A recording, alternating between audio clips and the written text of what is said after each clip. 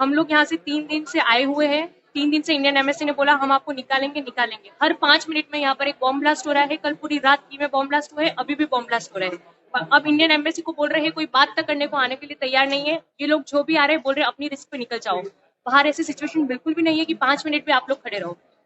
खाना दे रहे हैं ये लोग 10 लोगों के बीच में एक प्लेट, वो हम लोग मैनेज कर रहे हैं, खाना पीना हर चीज मैनेज कर, पर एटलीस्ट इवैक्यूएशन का कुछ तो बात करें। सबसे अनसेफ सिटी है कीव, जिसमें अभी इंडियन एम्बेसी के पास 500 बच्चे हैं और इंडियन एम्बेसी बोल रही रिस्पॉन्सिबिलिटी नहीं ले रही है। बोल रहे निकल जाओ। 40 बच्चों को निकाला है इन लोग ने इंडिया की एक फ्लाइट से, और न्यूज में दिखा रहे कि ये लोग सबको निकल दिया। क्या कर रहे हैं ये लोग बैठ के?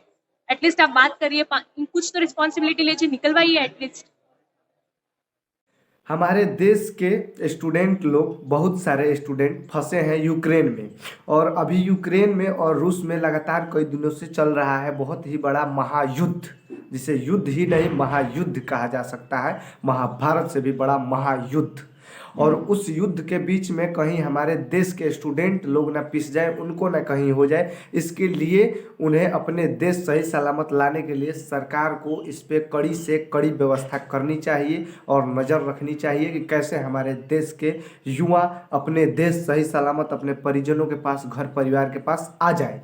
तो इसके लिए सरकार को बहुत ध्यान देना पड़ेगा इस पे। हालांकि आज से 1-2 दिन पहले दिल्ली एयरपोर्ट पे 250 विद्यार्थी लोग आए थे यूक्रेन से अपने देश। वैसे ही लगातार इस पे कोशिश रहनी चाहिए कि धीरे धीरे सही सलामत हमारे देश के पूरे स्टूडेंट अपने देश आ जाएं, भारत में आ जाएं, और वहाँ युद्ध के बीच में उनको कुछ ना हो। और हालांकि आए तो, लेकिन इस पे एयर इंडिया ने बहुत ही बड़ा मतलब फ़ायदा उठाया, 1 लाख एक टिकट का दाम करके। ये बताइए कि प्राइवेट हो जाने से, आज सरकारी रहती एयर इंडिया तो ये सब झंझट नहीं होता, लेकिन प्राइवेट हो जाने से कितना दिक्कत हो रहा है हमारे देश की जनता को, पब्लिक को।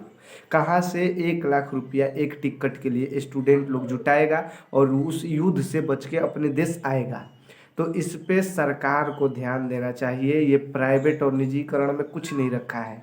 आप करोगे तो लगातार आपके देश के जनता को, पब्लिक को बहुत ही समस्या का सामना करना पड़ेगा। अभी रेलवे होने जा रहा है, हो जाएगा तो कितनी आम पब्लिक जो है उसी से यात्रा करती है कि कम पैसों में कोई कहीं से कहीं आ जा सकता है, अपना काम कर सकता है, कमाने जा सकता है। लेकिन वो भी प्राइवेट हो जाएगा तो टिकट का दाम बढ़ेगा, बहुत सारी समस्याएं होंगी। आप समझ सकते हैं, खुद समझदार हैं।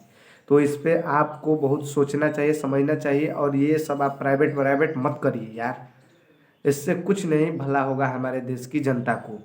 तो इसमें बड़ी खबर और अच्छी खबर यही है कि सही सलामत हमारे देश के स्टूडेंट लोग 250 विद्यार्थी आ चुके हैं, और लगातार शायद सरकार कोशिश कर रही है, करनी भी चाहिए कि जितने भी और हैं और लोगों को लाया जाए अपने देश में।